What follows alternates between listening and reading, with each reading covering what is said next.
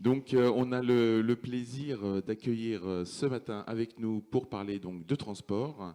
Alors, juste à côté de moi, Augustin Boileux, qui nous arrive d'Amsterdam, qui a donc sa propre boîte, il nous en parlera tout à l'heure, Wolfenwood, et qui travaille pour le projet Transpod, qui donc a pour objectif d'exploiter ce que vous connaissez sous le nom d'Hyperloop. Juste à côté, Renaud Lagrave, qui nous fait le plaisir d'être avec nous, que vous avez peut-être connu pour les plus anciens en tant que vice-président en charge du tourisme et qui est celui qui fait que les rencontres sont à Pau, mais qui depuis la nouvelle mandature est maintenant en charge du tourisme, des transports, de la mobilité. Ensuite à côté, donc Mathieu Labbé qui lui travaille chez Willskip. Tu nous diras un peu plus tout à l'heure et tu nous montreras, mais avec Mathieu, on va plus aborder les déplacements doux, et notamment le vélo, et comment on fait en sorte de sécuriser les gens qui se déplacent en vélo et qui sont de plus en plus nombreux sur nos destinations. Et puis enfin, Benjamin Baudet, Bertolami, qui exploite, lui, des navettes autonomes. Donc on a quelques exemples sur plusieurs sites. Benjamin viendra nous parler de l'exploitation sur la station de Val Thorens. Et un projet en cours sur Lacano, qui n'a pas pu se faire cet été, mais qui doit démarrer. Enfin bref, plusieurs petites bricoles comme ça. On va commencer avec toi, Augustin. Alors, oui, je te laisse te présenter de façon un peu plus complète. Vous avez des micros, chacun. Comme on n'est pas trop nombreux, si vous avez des questions au milieu, pendant, vous n'hésitez pas, vous levez la main, et puis on échange entre nous. Bonjour, merci d'être ici si tôt et si nombreux. Et donc je suis Augustin, je suis designer spécialisé surtout dans les systèmes de transport. J'ai beaucoup travaillé chez Jaguar, chez Alstom Transport où j'ai conçu pas mal de trains. Vous en avez peut-être pris certains parce que j'ai dessiné le TER qui circule en Nouvelle-Aquitaine. Voilà, celui que vous voyez à droite, vous l'avez peut-être déjà pris et puis d'autres aussi comme l'AGV qui circule en Italie. Oui, c'est ça. C'est mon client. J'en ai un dans mon jardin aussi. Et donc, je me qualifie aussi parfois d'explorateur parce que j'aime beaucoup voyager. Ça me permet en fait de comprendre comment les femmes et les hommes évoluent à travers le monde, comprendre la mobilité humaine pour pouvoir ensuite apporter des solutions via la pratique du design dans les entreprises. Et donc, suite à mon passage chez Alstom et à cette envie que j'avais à chaque fois de trouver quel est le meilleur moyen d'améliorer la mobilité des hommes, j'ai vite trouvé les limites dans les grandes entreprises où à chaque fois on nous fait travailler sur une partie d'un système. On doit travailler par exemple ici sur le véhicule et pas sur l'infrastructure, alors que les deux pourtant sont liés dans un système de transport. Et c'est pour ça que j'ai donc créé mon entreprise pour en aider d'autres à améliorer leur vision, leur stratégie produit, leur stratégie transport. Et ensuite, j'ai rejoint, en même temps, les équipes de Transpod pour leur aider à justement créer un nouveau système de transport qui s'appelle l'Hyperloop, un transport de masse à grande vitesse qui consiste donc à envoyer des capsules d'une vingtaine à 40 personnes, ça dépend des modules, à travers des tubes en basse pression, à une vitesse proche de celle du son. Donc pour relier les territoires de manière plus efficace et plus rapide et aussi beaucoup plus souple que les transports actuels. Donc voilà, c'est une société qui a été créée en 2015, c'est une société canadienne qui a été créée par Ryan Jansen et Sébastien Gendron. Et donc ils ont une approche qui, je ne sais pas si vous avez déjà entendu parler de ce système de transport qui avait été remis sur le devant de la scène par Elon Musk en 2011. Qui ne connaît pas du tout le principe de l'Hyperloop? D'accord. Bon, voilà, alors vous le voyez un peu sur l'écran. Donc là, sur les images, ils ont mis des tubes transparents pour qu'on puisse voir qu'il y a une capsule qui circule à travers. Mais le but, c'est de relier diverses villes d'un pays, voire d'un continent, avec des tubes en basse pression. Donc c'est les conditions atmosphériques que rencontrent les avions dans la stratosphère. Donc il y a réduction de la friction de l'air. Donc ça nécessite aux capsules beaucoup moins d'énergie pour circuler à très haute vitesse. Donc on ramène ces conditions atmosphériques au niveau du sol. Le fait de les placer dans un tube, ça les préserve de toutes les conditions météo qui peuvent arriver et qui font que vos avions sont parfois en retard, ou voire même annulés, comme ça m'est arrivé hier par exemple. Et ça permet aussi d'avoir beaucoup plus de flexibilité, car on pourrait leur donner la fréquence d'un métro par exemple. Donc vous imaginez les avantages de l'avion et les avantages du métro combinés, le tout sur des grandes distances. Ça c'est pour le principe. Donc il y a plusieurs entreprises qui se sont collées au projet, dont Transpod il y a quelques années, avec une approche qui est un peu différente de celle qui avait été envisagée par Elon Musk, un peu plus technologique, mais aussi beaucoup plus orientée utilisateur, usager. Et ça, c'est la partie sur laquelle j'interviens. Essayer de faire en sorte qu'on puisse voyager donc beaucoup plus rapidement, avec beaucoup plus de souplesse, mais aussi beaucoup mieux. C'est-à-dire beaucoup mieux si je compare ça à prendre un avion, prendre un autobus ou prendre un train, par exemple. Le but, c'est de réfléchir le système de transport de manière holistique sur tout le système, donc la partie virtuelle, la partie réelle, le tangible et l'intangible, l'infrastructure, le véhicule, le tout sur une seule vision, pour avoir l'expérience voyageur qui soit la plus agréable possible, la plus utile, avec le moins de temps d'attente possible, et la plus réactive. Donc ça, c'est l'ambition qu'on s'affiche, l'ambition qu'on se donne. Pour ça aussi, il faut étudier aussi quel va être le passager, quelles vont être les tendances à partir des années 2030, pour pouvoir répondre au mieux à toutes ces attentes et proposer et permettre aux opérateurs, qui peuvent être des opérateurs de type SNCF ou Air France, mais aussi des entreprises de tourisme, de pouvoir proposer des offres qui soient plus adaptées aux besoins de leurs clients. L'horizon de mise en service, c'est 2030 que tu évoquais, sachant qu'on va peut-être le dire aussi pour les gens qui ne savent pas forcément, entreprise canadienne à Toronto, mais avec un centre de recherche qui est basé sur Limoges. Et oui, c'est pour ça que, alors là, les équipes de recherche sont un peu disséminées, on a un petit peu de tout, c'est la magie du virtuel aussi. Néanmoins, des fois, on a besoin de se rencontrer et aussi de se recentrer quelque part. Donc il y a une équipe, l'équipe originelle est basée à Toronto au Canada, mais la ligne de test qui est en cours de construction, qui va démarrer la construction, là les plans sont en cours de finition, elle va être près de Limoges, à Drou. Donc on a 3 km pour se faire une belle ligne de test qui vont nous permettre de pouvoir tester les sous-systèmes qui sont en cours d'études à grande vitesse. Donc horizon 2030 pour une mise en service Pour une mise en service commerciale, on peut envisager à partir de 2030. Après, il y a des choses qu'on ne maîtrise pas, mais en tout cas pour les tests, ça sera bien avant. Ça sera d'ici 2 ans. Oui, quand tu parles qu'on ne maîtrise pas, c'est peut-être notamment la construction des tunnels qui vont traverser les différents espaces et qui nécessitent de la part des collectivités ou des pouvoirs publics des autorisations, j'imagine. Alors, c'est particulièrement vrai dans les territoires qui sont denses comme le nôtre. On ne définit pas un tracé en une année. Non. Après, il y a d'autres pays qui n'ont pas ce problème, parce que soit ils ont des très très grands espaces vierges. On parle de la Chine ou de Dubaï où il n'y a pas trop de problèmes, effectivement. La Chine, Dubaï, l'Australie, l'Amérique du Nord. Quand on décide de faire un truc, on le fait, quoi. Alors, eux, c'est vrai qu'ils n'ont pas ce problème-là non plus. Si on veut exproprier, on peut. Ça, c'est vrai. C'est vrai qu'ils n'ont pas ce problème. Mais d'un point de vue un peu plus éthique, il y a des pays qui n'ont pas trop de problèmes aussi. Alors, on pense au Canada, à l'Amérique du Nord aussi. Il peut y avoir des très grandes villes où entre les deux, il y a juste un désert et rien d'autre. En Australie aussi, c'est le cas. Donc ça, c'est des pays qui sont vraiment très demandeurs. C'est aussi des pays qui, pour l'instant, n'ont pas de réseau ferroviaire à grande vitesse. Donc pour eux, ça, c'est une opportunité unique. Et donc ça, c'est les pays qui sont le plus susceptibles d'avoir des lignes dans un avenir proche. D'accord. On en parle effectivement dans ces pays où on a de longues distances à parcourir et pas de réseau ferroviaire très développé. On en parle aussi en remplacement des avions et du moyen courrier parce qu'on aurait des systèmes qui, d'un point de vue énergétique, a priori, seraient moins gourmands.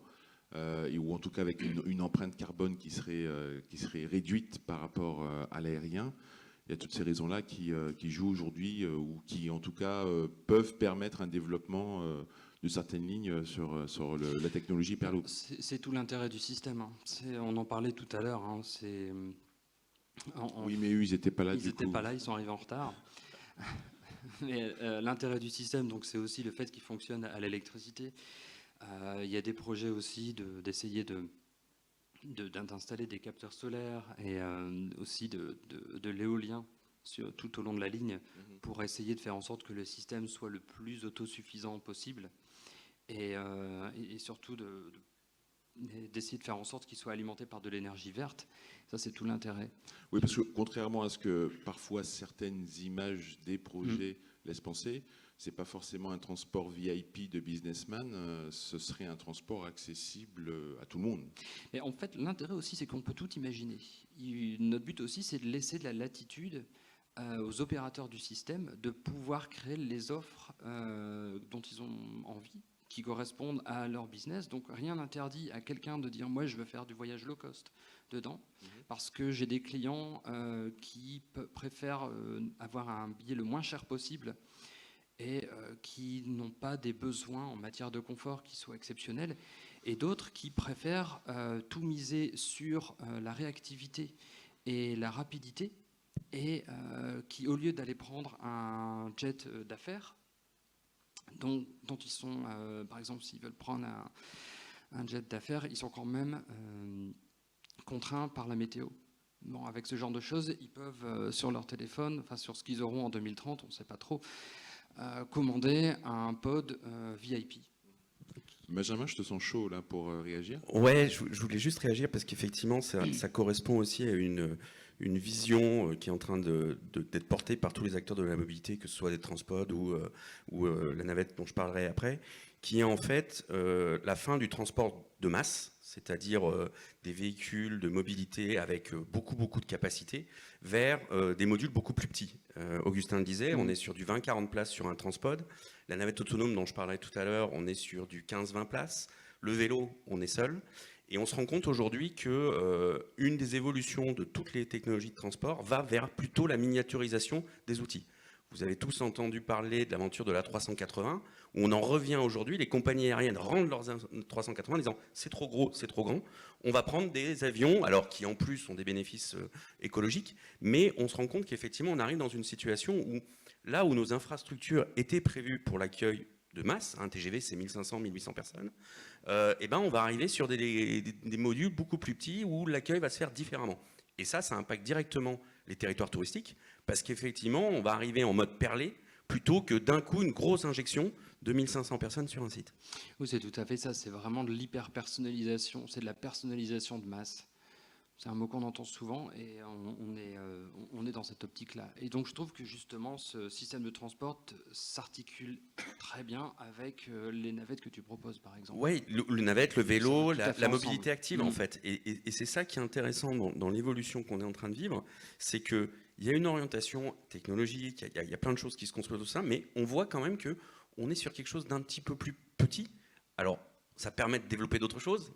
On parlait sur les performances, voilà, et ça va nous amener à des questionnements sur la mobilité. Finalement, est-ce que c'est que du transport ou est-ce qu'on ne peut pas construire à ce moment-là d'autres opportunités?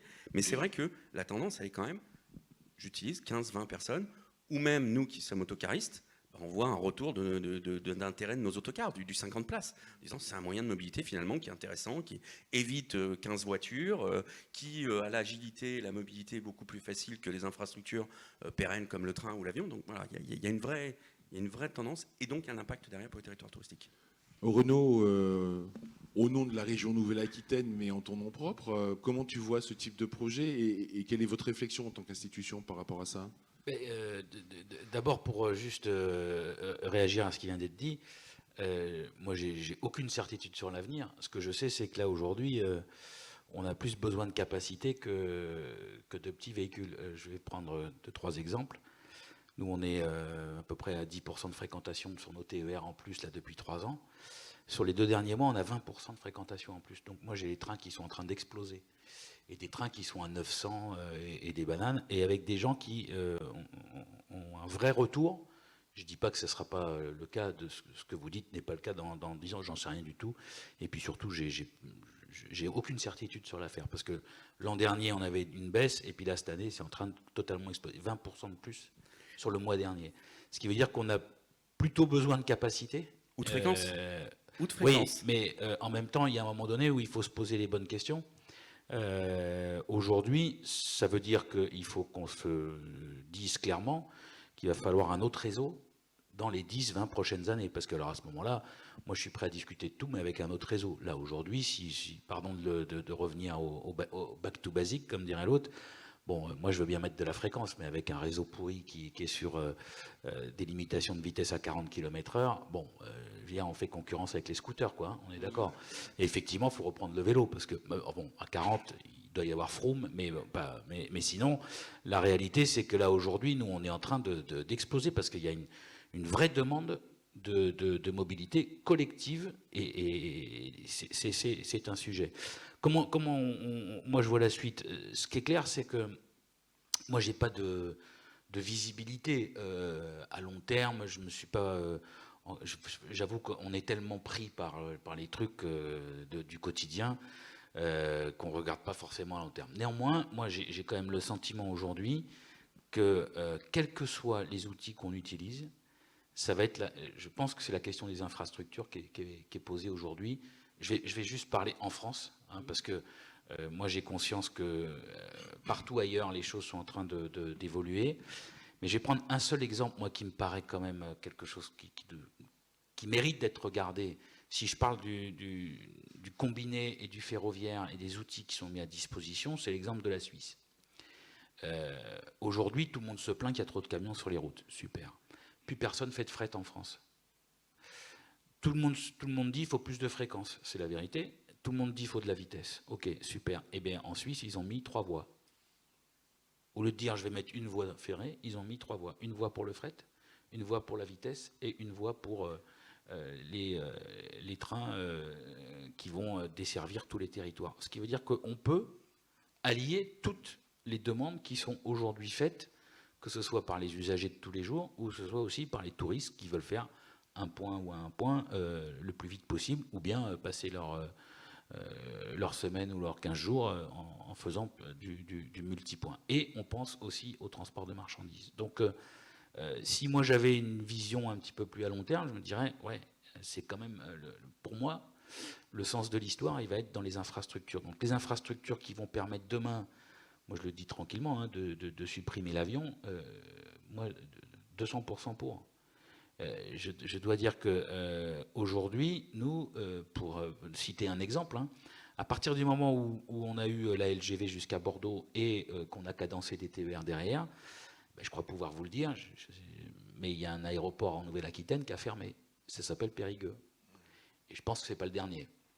Tout simplement parce que notre volonté, en tout cas, c'est clairement, ça a été dit, hein, d'aller vers la transition énergétique. Enfin, ça fait un peu tarte à la crème, mais bon, la réalité, c'est que nous, on l'a fait. C'est-à-dire que fermer un aéroport, c'est pas nous qui l'avons fermé d'ailleurs, c'est le territoire. Mais je veux dire, le faire a fait en sorte qu'on soit totalement concurrentiel avec l'avion. C'est pour ça qu'on se bat d'ailleurs pour avoir la LGV au sud de Bordeaux, puisque ça ne vous a pas échappé, puisque vous êtes à Pau aujourd'hui, qu'il n'y a rien au sud de Bordeaux, et que quand vous regardez entre Bordeaux et l'Espagne, il y a juste un trou, c'est ici. Donc, ce qui veut dire qu'il faut qu'on puisse continuer sur la question des infrastructures. Nous, on regarde, en plus, bon, ça ne vous a pas échappé que maintenant Limoges est dans la région, donc on regarde attentivement ce qui peut se faire, notamment dans cet état d'esprit de se dire, bon, comment on peut essayer de se projeter à l'avenir avec l'ensemble des mobilités, et ça fait partie des expérimentations qu'il faut qu'on puisse regarder, mais pour le coup, qui ne remplacera pas la voie ferrée entre Bordeaux et Pau, ou entre Bedouce et Canfranc. Voilà, on est lucide. Mais en même temps, on regarde toutes les technologies qui pourront peut-être nous aider demain à faire soit plus de fréquences, soit éventuellement, effectivement, d'avoir des choses qui soient un petit peu plus souples et surtout multimodales, parce que ça, c'est le sens de l'histoire. Alors justement, on va passer avec toi, Benjamin, aux navettes autonomes, en parlant de multimodal, puisque là, on parle d'un mode de déplacement très rapide, qui fonctionne plutôt sur des longues distances ou des moyennes distances. Navettes autonomes, on est, en tout cas dans l'immédiat, plus sur des dessertes de quelques kilomètres. Dans l'immédiat, en tout cas en France, sur des sites qui sont un petit peu protégés, isolés. Vous menez des expérimentations, à l'instar de quelques autres boîtes en France. Je te laisse nous en dire un peu plus. Alors, et peut-être si tu as la zapette, Augustin, on va mettre quelques images. On a effectivement pris le parti au sein de Bertholami de mener des expérimentations autour des navettes autonomes. Alors, juste pour éclairer mon parcours et pourquoi aujourd'hui j'en suis là, pendant plus de 15 ans, j'ai été à la tête d'une agence digitale à Lyon spécialisée dans le tourisme. Donc, je suis souvent venu à Pau dans mon ancienne vie. J'ai profité de différentes éditions avec l'angle marketing, communication, attractivité touristique, développement de la e-réservation et un certain nombre de sujets. Puis en 2016, j'ai changé de vie. J'ai repris une entreprise familiale dans la Drôme, qui est une entreprise que mon grand-père a fondée il y a 70 ans, avec 100 autocars, 3 agences de voyage, 2 frères. Et donc, effectivement, à 3, on s'est dit que ça pouvait être intéressant de relever le challenge de l'entreprise familiale et de se projeter un petit peu dans l'avenir, puisque nos grands-parents ont tenu l'entreprise pendant 35 ans, nos parents pendant 35 ans. Mathématiquement, on en a pour 35 ans. Donc, on s'est questionné sur quelles étaient les évolutions que pouvait connaître le transport de voyageurs. Et rapidement, lorsqu'on s'est intéressé à les thématiques de l'autocar, on est arrivé à la navette autonome. Il se trouve qu'en région Auvergne-Rhône-Alpes, on a quelques acteurs de la navette autonome et on s'est questionné sur la pertinence et le fonctionnement de navettes qui s'appelle Navia à Lyon, qui effectivement était en démonstration à Lyon, à Paris et dans d'autres villes. Et on s'est rendu compte qu'effectivement, c'est un véhicule qui fonctionne parce que c'est un véhicule, à la différence de la voiture autonome, qui apprend son parcours. Donc il est dans un mode d'apprentissage et une fois qu'il l'a appris, il l'opère. Donc ça a des avantages de sécurité, de connaissance et de gestion des événements. Ça a un des inconvénients, comme le disait Ludovic, c'est que ça fait des parcours maximum de 6 km/h aujourd'hui. Ça fait une vitesse maximum de 25 km/h. Ça a une capacité de travail de 10 à 12 heures, donc c'est pas encore effectivement un concurrent satisfaisant pour l'Hyperloop, pour Transpod. Ça l'est encore moins effectivement au bénéfice de l'intermodalité que réclament aujourd'hui un certain nombre de territoires ou de cités urbaines. Et pour autant, c'était testé effectivement exclusivement sur ces territoires-là. On a pris un pas de côté en disant Bertholami, ça reste quand même une entreprise de la Drôme, on est une PME familiale. Quand on voyait le nom des opérateurs qui faisaient des navettes autonomes, Keolis, Transdev, RATP, on s'est dit qu'on n'allait peut-être pas forcément aller sur leur marché, mais qu'éventuellement, il y avait peut-être une niche qu'on pourrait explorer, qui est celle des territoires ruraux et hostiles, et éventuellement voir si on pouvait adapter une navette autonome à ces territoires-là. Donc le premier sujet pour nous a été un sujet un peu technique, était de dire la navette qui circule à Lyon, elle ne circulera absolument pas dans ces territoires-là, donc est-ce qu'elle peut par exemple devenir 4 roues motrices? On nous a dit oui. Ah, très bien. Est-ce qu'on peut l'adapter à des conditions un peu difficiles, type beaucoup de pluie, type éventuellement un peu de neige, voire de la glace? On nous a dit oui. Donc on a travaillé avec des ingénieurs et on a effectivement développé une navette autonome spécifique à ces territoires. Après, il a fallu trouver des territoires pour la tester. Et là, je me suis servi de mon ancien carnet d'adresses et des travaux que j'avais pu mener, notamment avec les stations de ski, en amenant à ces stations une étude, en leur disant, bah, vous voyez, en station de ski, l'ADEME, elle a fait une étude, 57% de votre bilan carbone, c'est la mobilité horizontale dans la station. 2% pour vos remontées mécaniques, 57% pour la navette skieur que vous mettez dans la station. Qu'à cela tienne, ça a eu beaucoup de réactivité et un territoire, alors ça ne surprendra pas les habituels observateurs de ce qui se passe ici, puisque régulièrement ils démontrent leur sens de l'innovation, mais c'est Val Thorens qui a dit « Banco, on te suit, on déploie effectivement une navette autonome sur notre territoire » et on a fait une première mondiale du 19 février au 3 mai, où on a déployé une navette autonome dans le centre de la station, qui a fait un parcours qui permettait effectivement notamment à des piétons d'aller au centre médical. Bah oui, c'est bête, mais il n'y avait pas de navette qui emmenait les gens au centre médical et ils avaient parfois encore besoin de mobilité, notamment pour aller constater les dégâts des premiers jours. On a fait effectivement des tests sur neige, sur glace, on l'a fait rouler par moins 18, par 137 km/h de vent. On a eu la chance de pouvoir opérer avec Michelin sur des thématiques de pneumatiques, avec une dimension pneu neige, pneu clou, enfin voilà. On a trouvé plein de solutions à du transport, et lorsqu'on a mis des personnes à bord, on s'est rendu compte que il y avait un effet waouh, en plus c'était vachement bien, je viens en station de ski, et en plus je peux monter dans un véhicule autonome, ce qui était quand même encore quelque chose d'assez exclusif et d'inédit pour beaucoup de personnes. Mais la vraie réussite de l'expérimentation, elle n'est pas du tout là. Elle n'est pas dans la capacité technologique qu'on a eue, pas dans ce qu'on a réussi à faire. En fait, la vraie réussite de l'expérimentation, hop, elle est là, c'est quand, avant de mener cette expérimentation, on s'est dit avec Vincent Lalanne, le directeur de l'office, et si à bord, on mettait quelqu'un de l'office du tourisme? Parce que moi, j'avais beaucoup de clients au office du tourisme, et je les entendais régulièrement me dire on a de moins en moins de personnes qui viennent à l'accueil, on voit de moins en moins de personnes dans nos lieux physiques, on a besoin de déporter notre accueil, on a besoin d'aller à la rencontre de nos clients, mais on ne trouve pas forcément l'opportunité, parce que bien évidemment, quand on essaye d'aller discuter avec notre client quand il est sur le front de neige, en train de manger, en train de boire son chocolat chaud face à un magnifique coucher de soleil, il nous regarde en nous disant s'il te plaît, déjà je suis pas en train de faire un selfie, je suis en train de profiter du moment présent, c'est pas le moment qu'on discute. Donc il y avait cette recherche de dire est-ce qu'il y a un temps durant lequel on peut nouer un contact et on peut discuter avec les personnes et réinscrire l'expérience touristique dans le parcours. Et on s'est rendu compte que dans la mobilité autonome, on avait un vrai temps et une vraie réussite par rapport à ça. Et on a mis en place un programme pour faire de l'information et de la commercialisation touristique à bord. Je dis souvent, grâce à ce programme, on a explosé les visites du garage à Ratrac. Parce que la majorité des personnes qui montaient avec des enfants, l'accueil de l'Office du tourisme, quand ils rendaient compte qu'il y avait une vraie envie, ils disaient « Mais vous savez que le jeudi soir, vous pouvez visiter le garage à Ratrac ?»« Ah non, je ne suis pas au courant. » Attendez, j'ai une tablette, je vous inscris. Et donc, effectivement, on a pu informer, créer de nouvelles expériences, dans certains cas, commercialiser des expériences. Il y a des tyroliennes, il y a un certain nombre de choses. Hop, j'ai un petit terminal de paiement embarqué, je peux le faire. Et on a pu le faire pour 2 raisons. D'abord, et on en discutait, on échangeait avant la conférence avec mon voisin, c'est un transport qui est lent. Alors effectivement, tout le monde dit la navette autonome c'est trop lent. Pour nous c'est génial. Parce que cette lenteur, l'éloge de cette lenteur, dont on a aussi beaucoup parlé hier dans les stratégies de bienveillance et dans un certain nombre de sujets, elle permet de redonner du temps à d'autres choses et à donc un contact avec le client qui est différent. Et puis la deuxième chose, c'est que c'est un véhicule qui est ultra connecté. Ça, on ne peut pas lui enlever. Il a une 5G, enfin une 4G, mais demain il sera 5G. Donc on a une capacité de créer des outils à bord, de le connecter au système d'information et donc d'embarquer les personnes qui sont clés pour faire de l'information touristique. Donc on est arrivé au postulat, et c'est ce qu'on développe aujourd'hui, que la mobilité, c'est pas que du transport. Et ça peut être de l'expérience. Et en fait, maintenant, à toutes les personnes que je rencontre, y compris les acteurs régionaux, je dis, mais à bord des mobilités, développez de l'expérience. Alors, touristique, quand vous êtes sur un site touristique, on va démarrer début janvier dans la Drôme une expérience citoyenne. Là, c'est pas quelqu'un de l'Office du tourisme qu'on va être à bord de la navette autonome, c'est quelqu'un de la mairie. Sur des sites privés, on fait de la conciergerie, et ainsi de suite. Et on se rend compte qu'il y a une fusion des deux. Oui, ça devient un vrai lieu de médiation finalement, au-delà d'être un outil qui permet aussi de connecter certains sites. Tu parlais donc des conditions difficiles qui peuvent exister, en ruralité notamment, où aujourd'hui on déplore justement ce manque de connexion, et notamment pour toute la clientèle qui aujourd'hui ne prend pas sa voiture ou ne dispose pas de permis et qui se rend à destination par le train.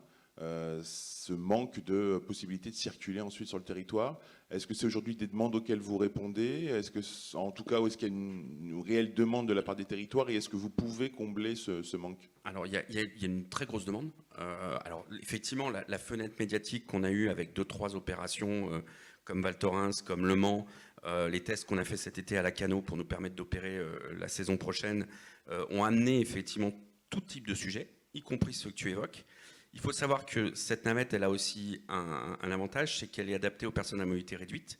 Les personnes à mobilité réduite en France, ce n'est pas que du fauteuil roulant. C'est des personnes, par exemple, en situation de surpoids. Et donc, effectivement, elle amène un complément, et encore une fois, on est dans l'intermodalité, à des gens qui sont prêts sur un territoire à se déplacer à vélo, et à d'autres qui ne peuvent pas. Et donc, qui utiliseraient effectivement ce type de navette autonome, qui a une programmation qui peut être à la demande, comme une programmation en type métro, pour effectivement pouvoir se déplacer assez facilement. Et donc avoir une multiplication des usages. On est aujourd'hui sur 19 projets qui sont en train d'être investigués. On sait qu'on en a 5 qui sont en phase d'administration ministérielle. Et effectivement, on voit toute typologie d'opérations. Renaud, quand on gère une région comme la Nouvelle-Aquitaine, qu'on a été en charge du tourisme, qu'on est aussi président d'un PNR, ces questions-là de desserte, forcément, ça parle. Qu'est-ce que tu as en tête sur ces sujets-là, et qu'est-ce que ça t'évoque? Moi, à mon avis, c'est le sens de l'histoire, dans le sens où à chaque fois qu'on parle de mobilité en France, tout le monde parle du dernier kilomètre, parce que le reste, à peu près, on sait faire, et puis à chaque fois, c'est le dernier kilomètre. Alors, soit qu'on puisse faire du vélo, effectivement, comme ça a été dit, toutes sortes de vélos, soit effectivement qu'on ait ce type de navette. Moi, je pense qu'il y a un moment donné, de toute façon, qu'il vente, qu'il neige ou qu'il pleuve, il faudra qu'on trouve des solutions pour ce dernier kilomètre, qui est toujours le handicap qui fait que la personne que vous interrogez dit « Ah non, mais je ne vais pas pouvoir parce qu'il me reste encore 1 kilomètre pour aller chez moi ou pour aller à mon lieu de travail. » Donc, Moi, à mon avis, le sens de l'histoire, c'est qu'on ait des outils de ce type-là qui complètent l'offre d'intermodalité.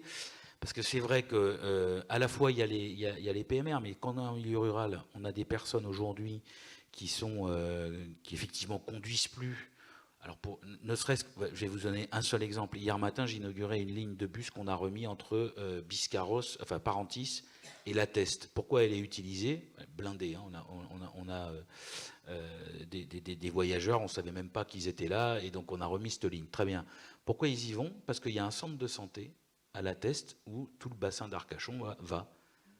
Et donc, qu'est-ce qui se passe? Il y a des personnes qui, jusqu'à aujourd'hui, n'avaient plus le permis, conduisaient plus, et qui reprennent le bus. Bon, donc ça veut dire qu'il y a un moment donné, je prends cet exemple-là, ça pourrait être démultiplié pour aller à une maison de service public en territoire rural, pour aller encore une fois, faire le dernier kilomètre. Et donc, ça veut dire qu'il faut avoir partie liée avec à la fois les plans de déplacement et aussi celles et ceux qui, à un moment donné, se disent, tiens, si je prenais le TGV pour aller à Bordeaux et puis après derrière, par exemple, pour aller à Lacanau, puisque ça a été cité, j'arrive en bus éventuellement jusqu'à Lacanau, après je fais quoi? On a aujourd'hui en plus, sur un certain nombre de territoires, de plus en plus de collectivités qui sont en train de mettre des navettes, mais pas autonomes jusqu'à aujourd'hui, des navettes avec des bus qui récupèrent notamment l'été sur les territoires agglomérés, et qui font des navettes entre le rétro-littoral et le littoral. Et puis c'est vrai qu'en tout cas dans la région, on a vraiment favorisé ça. Mais avec des outils qui aujourd'hui ne sont pas souples, ne sont pas agiles, et sur lesquels ces outils-là nous permettraient de faire, pardon de le dire, mais le parking à la serviette sur le littoral, c'est fini. Donc on vire tous les parkings à 3-4 km. C'est pas beaucoup, mais en même temps, si on a un vélo, super, hein, mais si on n'a pas de vélo, c'est plus compliqué pour certaines personnes. Et même peut-être une famille qui se dit, bon, si j'ai un gamin de 3 ans, un autre de 6 et un autre de 8, c'est bien si j'ai ça. Donc c'est vrai que c'est des choses qui, à mon avis, peuvent être largement développées. Au-delà de l'aspect techno, Benjamin, attirant de l'autonomie, remplacer un chauffeur, enfin remplacer, ou mettre quelqu'un qui soit plus en charge de la médiation, qu'elle soit citoyenne, touristique ou autre, il y a cette idée derrière ça, c'est que pour le même coût... De toute façon, pardon, mais il n'y a plus de chauffeurs. Hein, donc faut déjà, on n'arrive pas à les questions. recruter. Voilà. Donc on est un métier pénurique. Nous, on cherche 30 chauffeurs dans la Drôme, donc on est sur cette situation-là. Mais ouais, enfin, on comprend quand on est parent, on ne va pas envoyer ses gamins faire une formation de chauffeur. En fait, dans un véhicule, non mais dans un véhicule autonome, on veut conserver de l'humain. C'est aussi le sens d'une histoire familiale. On est une PME familiale. On manque de chauffeurs, mais on en a quand même là qui sont depuis 30 ans. C'est nos hommes et nos femmes qui ont constitué notre entreprise. On ne se dit pas avec le véhicule autonome, on va se débarrasser de vous. Non, on va vous donner une nouvelle mission. On a un opérateur qui est monté à Val Thorens, qui s'appelle Momo, qui a 25 ans de maison. Et Vincent avait été très surpris de ses premiers réflexes parce qu'il avait un grand sourire quand les gens montaient à bord en disant « je peux enfin vous parler ». Parce qu'on oublie toujours qu'il y a un panneau qui est de dire qu'on n'a pas le droit de parler aux chauffeurs. Et qu'en fait, ce sont des humains comme nous qui ont aussi envie d'échanger. Donc il a trouvé une nouvelle mission. Il a toujours un œil sur la route, il est toujours en capacité d'expliquer les choses.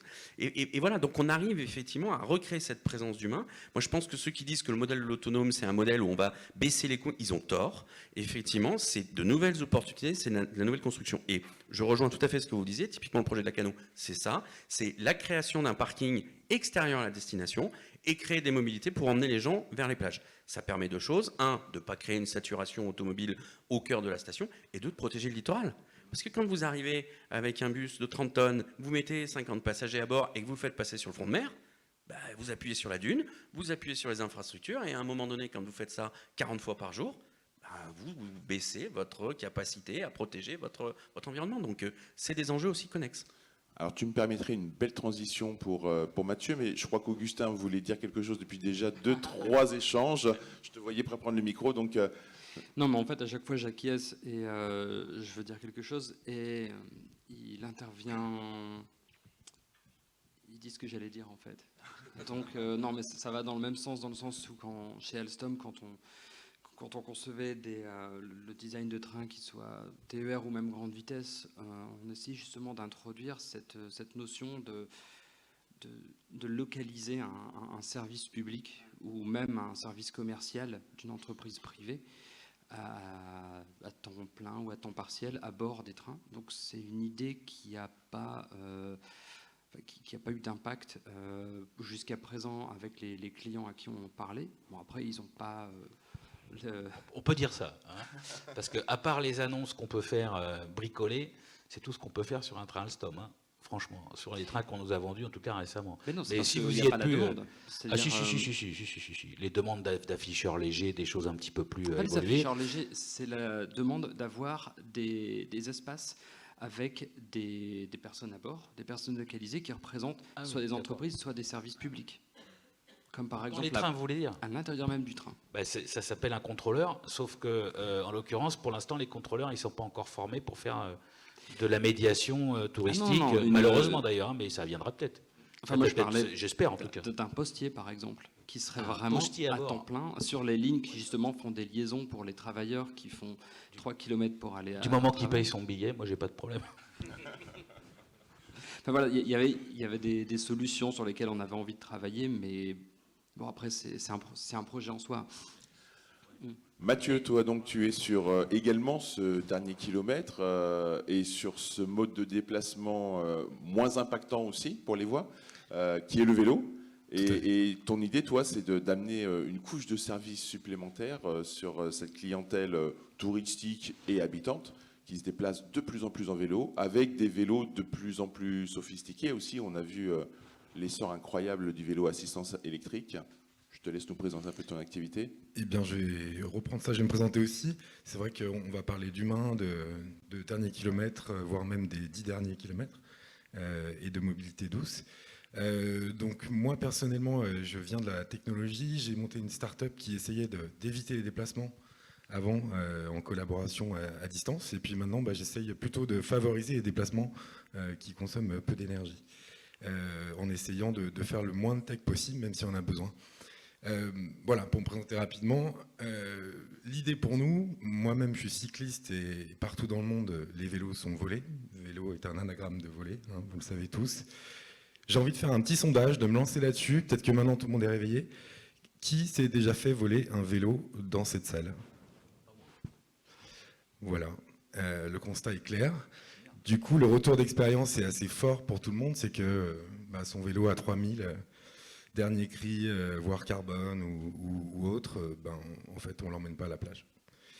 On l'emmène pas en ville, et non, on veut pas le laisser. Si on le vient avec, eh bien, on est stressé, donc le moment à la plage, il est moins sympa, ou le moment au boulot, etc. Donc nous, l'idée, c'était de dire, effectivement, les gens achètent des cadenas top dernier cri, 300 € parfois, mais ils sont explosés, 17 secondes, on voit des résultats sur le net, etc. Donc, finalement, la remarque, c'est de dire une fois qu'il y a un humain sur place, encore une fois, hein, on reparle de l'humain qui va accompagner, les gens vont pouvoir respecter un petit peu le vélo du voisin, les rayons, etc. Et puis pour pouvoir gérer tout ça, on a mis en place une application qui, de notre côté, va faire en sorte que le service se passe bien, c'est-à-dire prendre le numéro de téléphone de la personne, faire une photo du vélo, ce qui va permettre, peut-être on peut avancer d'un slide, ouais, c'est super. Voilà, on a une application aussi pour les clients.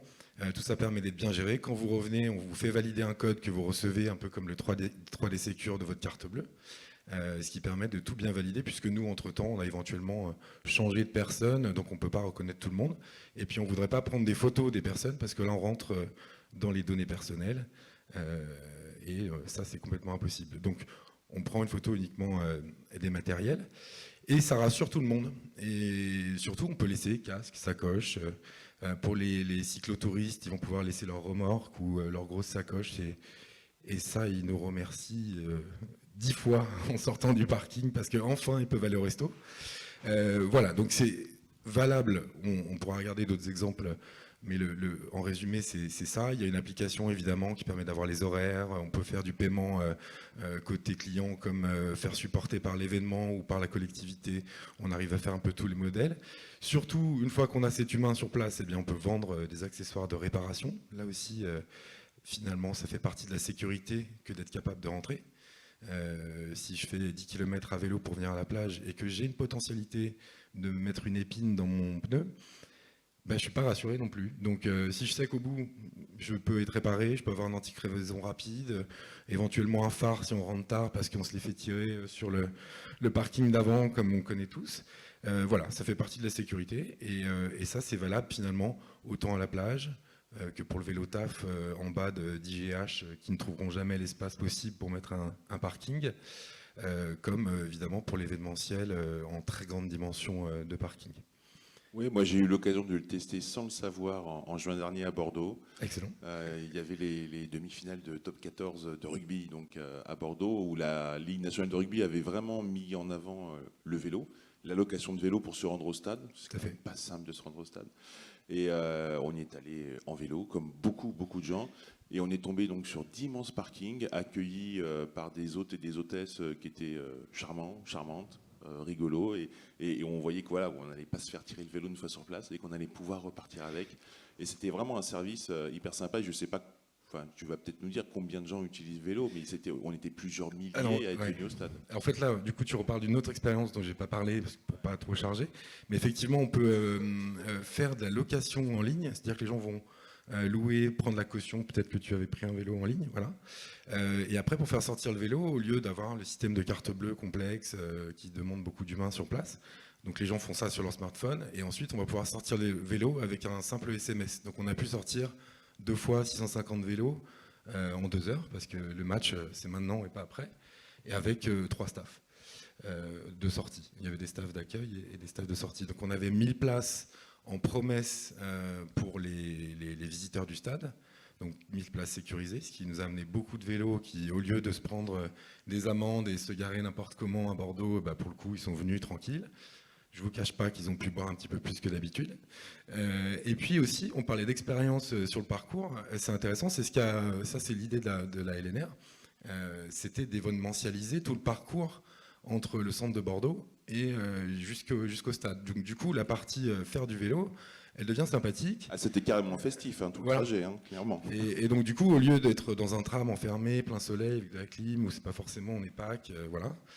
Là, du coup, il y a un côté fête tout au long du parcours jusqu'au stade. Donc ça, c'était vraiment très sympa. Et du coup, on va le refaire à Nice. Donc tout le monde a beaucoup apprécié. Mais donc, ça, je c'est la serai version de nouveau, donc je retesterai de nouveau, mais en sachant que c'est toi cette fois. Au Renault, du point de vue des collectivités, on a l'impression que malgré tout, la plupart continuent à investir dans des ronds-points et pas forcément dans des arceaux de vélo et des parkings qui soient vraiment... Alors souvent, on a de plus en plus la petite bande verte au bord de la route, mais au bout de la route, il n'y a rien pour se parquer, effectivement. Alors, moi, je vais citer 2 expériences. L'une que j'ai effectuée pour le GIP, à savoir qu'à chaque fois qu'on fait des plans plage, systématiquement maintenant, on met non pas des garages, mais des espaces pour les vélos. Pour vous donner un exemple, je pense que sur pratiquement tous les plans plage qu'on a refaits, on a multiplié par 3 les espaces. Alors, je ne savais pas qu'il y avait autant de vols. A priori, j'entends. Enfin, bon, les maires ne me font pas remonter le fait qu'il y a beaucoup de vols là-dessus. Il doit y en avoir, j'ai aucun doute là-dessus. La Cano 400 par été. D'accord, ok. Non, mais ce qui veut dire que pour le coup, vous allez peut-être trouver des clients, et donc on va se voir juste après, pour les plages de Nouvelle-Aquitaine, parce que pour le coup, je pense qu'il y a un coup à jouer. Mais le deuxième coup qui, moi me rend un peu dingue, c'est que, par contre, nous, on a équipé et on finance 100% des abris vélos des gares. D'accord ? Et alors là, comment vous dire, si on a besoin de rien, il faut surtout demander, parce qu'en l'occurrence, on a des abris vélos qui sont blindés, donc là où on a effectivement des difficultés, et puis il y a des abris vélos qui sont totalement vides parce que personne ne sait où est la clé. Et qu'il n'y a personne pour le gérer, machin, tout ça et tout. Et même y compris sur des haltes TER, on met des choses à disposition. Donc on a investi franchement, on peut faire mieux, on peut encore faire mieux, et ainsi de suite. Mais à chaque fois qu'on fait un pôle d'échange multimodal, il y a systématiquement un abri vélo. Donc moi, j'ai commencé à dire, écoutez, ça ne peut pas durer, que les gens ne laissent pas le vélo parce qu'ils sont inquiets, parce qu'il va être rayé, parce que truc, parce que machin. Donc on est en train de bosser avec une petite boîte là pour savoir si on ne pourrait pas avoir une ouverture des locaux vélos avec juste le smartphone.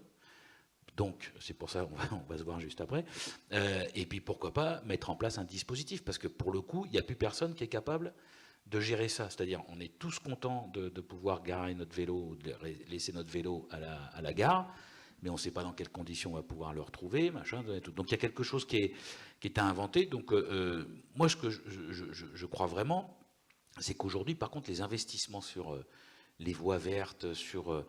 alors, moi, je parle plus littoral et puis sur l'intérieur avec toutes les eurovéloroutes, où il y a eu quand même des sacrés investissements qui ont été faits avec alentour, mais il manque, ça c'est sûr, du service. C'est inévitable, il manque toujours du service.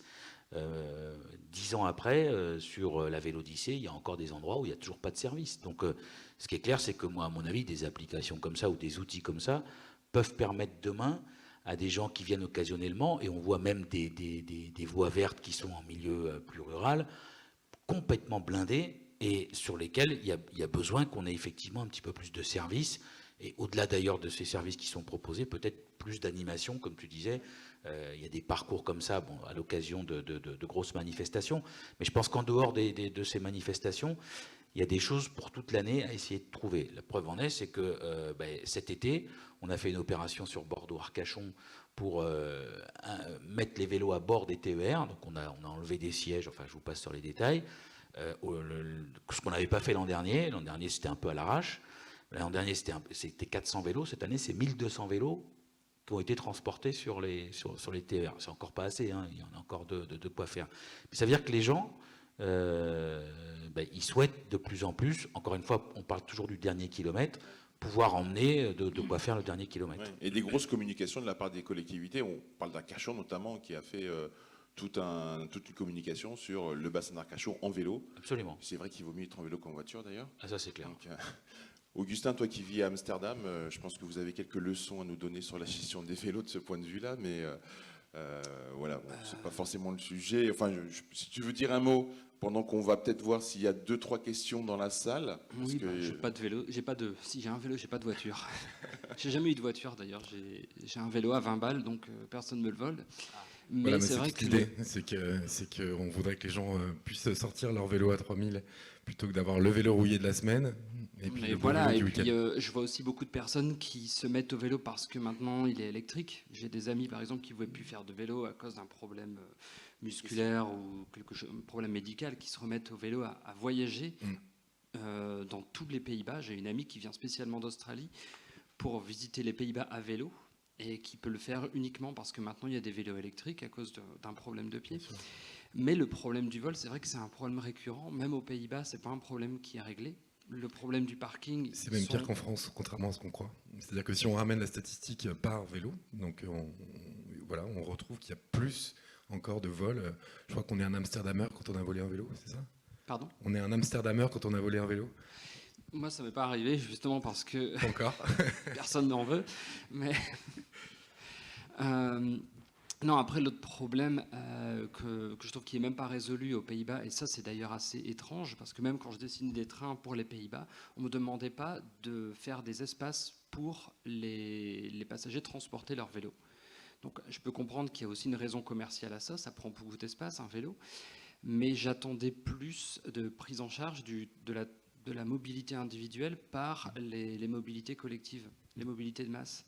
Et ça, c'est quelque chose que justement on a envie de prendre en compte sur l'Hyperloop, c'est de faire en sorte de ne pas demander aux usagers de devoir se décorréler de leurs moyens de locomotion individuels. Parce que bon, il y a des vélos, mais il y a aussi maintenant des solo wheels, il y a il y a tout un tas de choses qui sont en train de se mettre en place. Mobilité personnelle.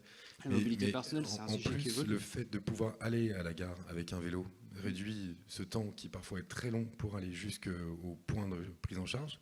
Et une fois sorti du point de prise en charge, si on a encore son vélo, on gagne beaucoup de temps. Et donc finalement, c'est une façon de motiver les gens à prendre les transports en commun parce qu'ils ne vont pas avoir de galère avant et après. Tout à fait. Peut-être d'un mot pour conclure, parce qu'il va être l'heure de conclure. Renaud, peut-être on n'a pas évoqué le MaaS, qui est quand même le gros sujet en ce moment dans le transport. Donc Mobility as a Service, hein, c'est l'acronyme qu'on cite un peu partout. Vous avez mis en place au niveau de la région des outils qui permettent de connecter justement ces différents types de transports. Il y a encore évidemment beaucoup de choses à faire pour simplifier, pour l'usager encore une fois, hein, et à partir de son smartphone, l'interconnexion des différents modes de transport. Peut-être on peut conclure là-dessus. Ouais, si tu veux. En fait, au moment de la fusion des régions, bon, chacun avait son outil auparavant. Donc, on en a créé un nouveau qui s'appelle modalis.fr. Vous avez une application d'ailleurs dispo, dans laquelle on va trouver effectivement un certain nombre de réseaux déjà existants, qui a été transféré maintenant à un syndicat mixte qu'on a créé, Nouvelle-Aquitaine Mobilité, que je préside, qui s'occupe justement du MAS, entre autres, coordination, billettique, j'en passe et des meilleurs, carte d'abonnement. Donc on est en train de basculer petit à petit tous les réseaux urbains. Le réseau régional est dessus, le réseau des bus est dessus, et on essaye de basculer du temps réel. Dans quelques mois, on va mettre du e-billet, on pourra acheter n'importe quel réseau de Nouvelle-Aquitaine sur l'application. Donc, ce qui fait qu'on est en train de faire ce que moi j'appelle la mobilité sans couture, c'est-à-dire que franchement, le voyageur, il se fout de savoir si c'est région, Pierre, Paul ou Jacques, il veut de l'efficacité et de l'intermodalité. Donc l'idée, c'est qu'on ait vraiment tous les réseaux. Donc sur Modalis, vous allez trouver effectivement le vélo, vous allez trouver le covoiturage, train, bus, pour l'instant. On verra si on aura l'hyperloop plus tard. Et puis après, derrière, l'idée, ce qui est toujours très compliqué, c'est que toutes les collectivités, avec leur délégation de services publics, arrivent à changer tout le système de billettique, de valideurs. Enfin, je vous passe sur les détails, mais enfin, ça prend un petit peu de temps. Et il y a le fameux débat qui, j'espère, sera un peu réglé par la loi sur l'ouverture des données. Puisque là, pour le coup, nous, on a besoin effectivement que toutes les données soient ouvertes. Bon, on a réussi à avoir les données essentielles, mais il y a encore énormément de travail. Notre idée aussi, c'est qu'on puisse valoriser vraiment ce qui est déjà financé par les collectivités territoriales, parce que je rappelle juste que quand on prend un train, on paye à peine 20% du billet. Quand on prend un bus, on paye à peine 5% du billet. Donc le reste, après, c'est nos impôts. Donc à un moment donné, il faut quand même qu'on valorise cette offre-là aujourd'hui qui est de plus en plus utilisée, je le disais tout à l'heure, j'y reviens pas, mais qui est encore sous-utilisée par rapport à des territoires où on pourrait faire encore beaucoup plus. Hier, pour vous donner une idée, un Alstom qu'on a acheté, en gros, il roule aujourd'hui 3h56 par jour. Donc vous voyez qu'il y a encore de la perspective pour faire rouler une bestiole comme ça qui vaut quand même quelques millions d'euros. Et malgré tout, tu dis qu'on paye que quelques pourcents du billet. Il n'empêche qu'aujourd'hui, il coûte souvent plus cher de faire un trajet en train que de le faire via EasyJet, Ryanair ou autre. Et on a un vrai problème là-dessus. C'est vrai. Et nous, pour motiver certains de nos intervenants, enfin, on s'est rendu compte sur des trajets un peu lointains, des gens motivés et qui font un trajet à plus de 300 € pour venir à Pau, alors qu'en avion, ça peut coûter 50, 60 €. C'est sûr qu'aujourd'hui, sur un certain nombre d'offres, on arrive à être à peu près concurrentiel avec l'aérien.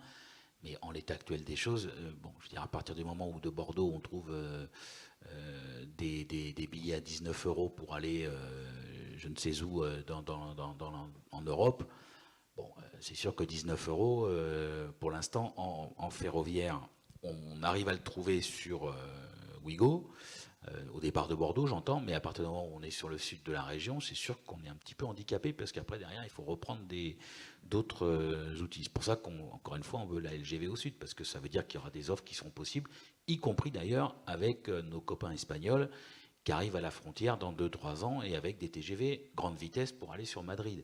Donc, je veux dire, il y a quelque chose là aujourd'hui sur lequel on va avoir des offres au nord, des offres au sud, et rien qui pourra connecter toutes les capitales, parce que on a la chance, ça passe chez nous.